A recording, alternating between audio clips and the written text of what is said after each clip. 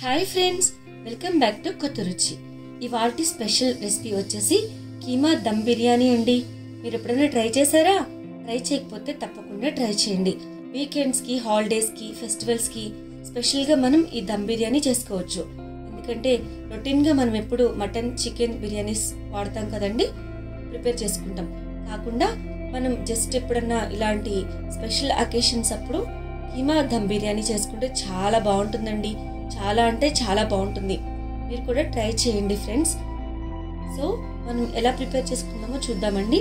చాలా easy process అన్నమాట. కీమా బిర్యానీ చాలా టేస్టీగా ఉంటుంది. మంచిగా అంటే బోన్లెస్ కీమా తీసుకొని మనం ఈ విధంగా ప్రిపేర్ చేసుకోవచ్చు అన్నమాట. ఎంత బాగుంటుందంటే కొంచెం ఆనియన్ అట్లనే కొంచెం లెమన్ పెట్టుకుని ప్రక్కన తీసుకుంటే చాలా చాలా బాగుంటుంది. కర్రీ లేకపోయినా చాలా బాగుంటుంది అనమాట. జస్ట్ రైతాతో మనం తీసుకుంటే చాలా బాగుంటుంది. ముందుగా మనం బిర్యానీ హండీ ఒకటి పెట్టుకొని ఆయిల్ ఒక 3 టీ స్పూన్స్ వేసుకున్నాను.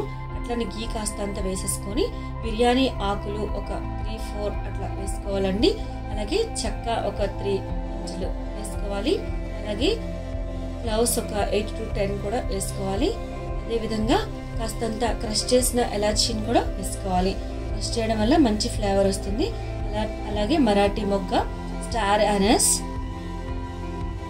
అదేవిధంగా జాపత్రి, అలాగే ముందుగా మనం స్ట్రైట్ గా కట్ చేసి పెట్టుకున్న ఆనియన్ ఒకటి, మీడియం సైజ్ ఆనియన్ కూడా తీసుకొని ఈ విధంగా ఫ్రై చేసుకోవాలి.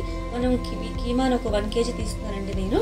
అవి కొంచెం చిన్న చిన్నగా కట్ చేయించుకున్నాను. కొంచెం అంటే మనకి బాగుంటుంది అనమాట. కొంచెం మనకు చెప్తే వాళ్ళు మంచిగా కట్ చేసి ఇస్తారు. ఈ విధంగా కట్ చేస్తున్నాను నేను. కాస్తంత రాక్ సాల్ట్, రాళ్ళ ఉప్పు వేసుకొని ఈ విధంగా ఆయిల్లో కాస్తంత ఫ్రై చేసుకోవాలి. అలాగే టర్మరిక్ పౌడర్ ఒక 1/2 టీ స్పూన్ వేసుకున్నాను. వేసుకొని ఈ ఆయిల్లోనే ఈ కీమా ఫ్రై అయ్యేటట్లుగా ఇలాగ తిప్పుకోవాలి. ఒక 10 to 15 minutes మనం ఇట్లా లిడ్ పెట్టేసుకుంటే ఈ కీమా అంతా మంచిగా కుక్ అయిపోతుందండి. ఈ కీమాలో ఉన్న వాటర్ అంతా అంటే ఇంకిపోయేంత వరకు ఈ కీమాని ఉడికించుకోవాలి. ఈ విధంగా కీమా మంచిగా ఉడికిన తర్వాత ఒక 1 టీ స్పూన్ కొరియండర్ పౌడర్ వేస్తున్నానండి. అలాగే గరం మసాలా పౌడర్ ఒక 1/2 టీ స్పూన్ వేసుకున్నాను. అదేవిధంగా ఒక 1 టీ స్పూన్ రెడ్ చిల్లీ పౌడర్ని యాడ్ చేసుకున్నాను. దీనంతటిని మళ్ళా ఈ విధంగా కలుపుకోవాలి. మంచిగా ఒకే విధంగా దగ్గరగా కలుపుకొని మనం ప్రక్కన పెట్టేసుకుందామండి. కుక్ అయిపోయింది కదా. అయితే మనం రైస్ కొరకు ఒక 2 లీటర్స్ వాటర్ని నేను స్టవ్ మీద పెట్టుకొని బాగా తెరల కాగాలి. వాటర్ అంతా తెరల కాగిన తర్వాత బిర్యానీ ఇంగ్రీడియంట్స్ అన్నిటిని దీనిలో యాడ్ చేశాను. అట్లనే రాక్ సాల్ట్ కూడా యాడ్ చేశానండి. అలాగే మింట్ లీవ్స్, అదేవిధంగా కొత్తిమీర కూడా తరుగు వేసుకొని జస్ట్ ఇట్లాగా మరిగించుకోవాలి. కొంచెం ఒక 1/2 teaspoon ginger garlic paste కూడా వేసేసుకున్నానండి. 1 టీ స్పూన్ ఆయిల్ వేసుకున్నాను. ఇదంతా బాగా మరగ కాగాలన్నమాట. 1/2 లెమన్ కూడా స్క్వీజ్ చేసుకున్నాను. ఇప్పుడు మనం బిర్యానీ కొరకు ఒక హండి పెట్టుకొని ఒక కప్పు పెరుగు తీసుకున్నానండి. కర్డ్ చిక్కటి పెరుగు తీసుకున్నాను. మింట్ లీవ్స్ కాస్త తీసుకొని వేసుకున్నాను. అలాగే కొరియండర్ కూడా కొంచెం తీసుకొని వేసుకున్నాను. అదేవిధంగా ఫ్రైడ్ ఆనియన్స్, మనం ముందుగా ఫ్రై చేసుకున్నాం కదండి ఆనియన్స్, వాటిని కూడా వేసుకున్నాను. అలాగే లెమన్ ఒకటి స్క్వీజ్ చేసుకున్నాను. రెడ్ చిల్లీ పౌడర్ని కూడా వేసుకున్నాను. గరం మసాలా ఒక 1/2 టీ స్పూన్ యాడ్ చేశాను. అలాగే ధనియాల పౌడర్ ఒక 1 టీ స్పూన్ యాడ్ చేసుకున్నాను. ఈ మిశ్రమం అంతటిని మంచిగా దగ్గరగా వచ్చేటట్టుగా కలుపుకోవాలండి. అంటే మనకి గ్రేవీ కొరకు లాగా అనమాట ఇది. అలాగే అల్లం వెల్లుల్లి పేస్ట్ అప్పటికప్పుడు ప్రిపేర్ చేసుకున్న అల్లం వెల్లుల్లి పేస్ట్ ఒక 1 టీ స్పూన్ వేసుకున్నాను. వేసుకొని ఈ విధంగా మంచిగా దగ్గరగా ఇట్లాగా మంచిగా మాయిశ్చర్ అయ్యేటట్లుగా కలుపుకోవాలన్నమాట. ఇట్లా దగ్గరగా కలుపుకుంటే కలుపుకొని మనం పక్కన పెట్టుకోవాలి. చూసారా ఫ్రెండ్స్, దీనిలో మనకి దగ్గరకు వచ్చినట్లు కలుపుకోవాలి. అట్లనే కాస్తంత సాల్ట్ యాడ్ చేసుకున్నాను. మనం ముందుగా ఉడకబెట్టుకున్న కీమా ఉంది కదండి, ఆ బాయిల్ చేసిన కీమాను కూడా దీనిలో వేసేసుకోవాలన్నమాట. ఈ మిశ్రమం అంతటిని మంచిగా కలిపే విధంగా కలిపెట్టుకోవాలి. ఇలా కలిపితే మనకి కీమాకి కారము అవన్నీ మసాలాన్ని మంచిగా పట్టి మరింత టేస్ట్ అనేది చాలా బాగుంటుందండి. సో ఈవెన్గా ఇట్లా దగ్గరికి మంచిగా ఇట్లాగా గిన్నెలో మనం స్ప్రెడ్ చేసుకోవాలన్నమాట. కాస్తంత సాజీరా కూడా వేసుకున్నానండి.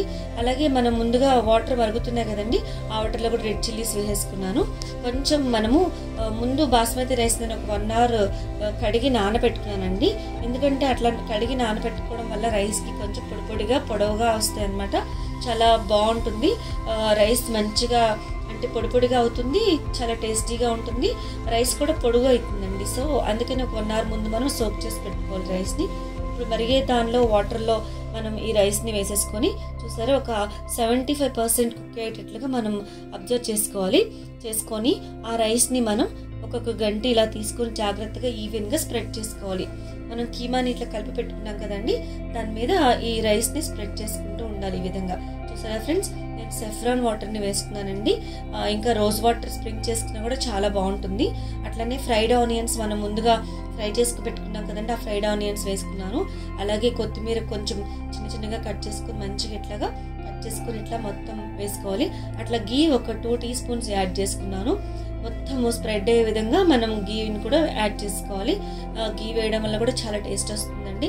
అట్లానే మనం ముందుగా ఆనియన్స్ కట్ చేసుకున్నాం కదండి, ఆయిల్ కూడా మిగులుతుంది కదా, ఆయిల్ కూడా మనం దీనిలో యాడ్ చేసుకొని ఒక 10 to 15 minutes మనం దమ్ చేసుకోవాలండి. రైస్ని హై ఫ్లేమ్లో పెట్టుకొని ఒక 10 minutes అట్లా ఉంచిన తర్వాత మళ్ళీ సిమ్లో పెట్టుకోవాలండి. చూసారా ఫ్రెండ్స్, ఎంత పొడిలాడుతూ కీమా బిర్యానీ చాలా బాగుంది కదండి. చూస్తుంటేనే చాలా తినాలనిపించేస్తుంది. చాలా ఈజీగా మనం ప్రిపేర్ చేసేసుకోవచ్చు అండి. మనం ఎప్పుడు మటన్ బిర్యానీ, చికెన్ బిర్యానీ అట్లా కాకుండా అప్పుడప్పుడు దీన్ని కూడా ట్రై చేస్తూ ఉంటే చాలా బాగుంటుంది అనమాట. మీరు కూడా ట్రై చేయండి ఫ్రెండ్స్. మీ కామెంట్స్ని మాకు తెలియచేయండి. మీరు కూడా ట్రై చేసి ఎలా ఉందో టేస్ట్ మాకు కామెంట్ ద్వారా తెలియచేయండి ఫ్రెండ్స్. చూసారు కదా ఎంత పొడిగా వస్తుందో. మన కర్రీ లేకున్నా కూడా దీన్ని ఇట్లా మనం తినేయచ్చు. రైతా తీసుకుంటే సరిపోతుంది. రైతా చేసుకున్న మనం కర్డ్ చాలా బాగుంటుంది. Thanks for watching. Please like, share and subscribe.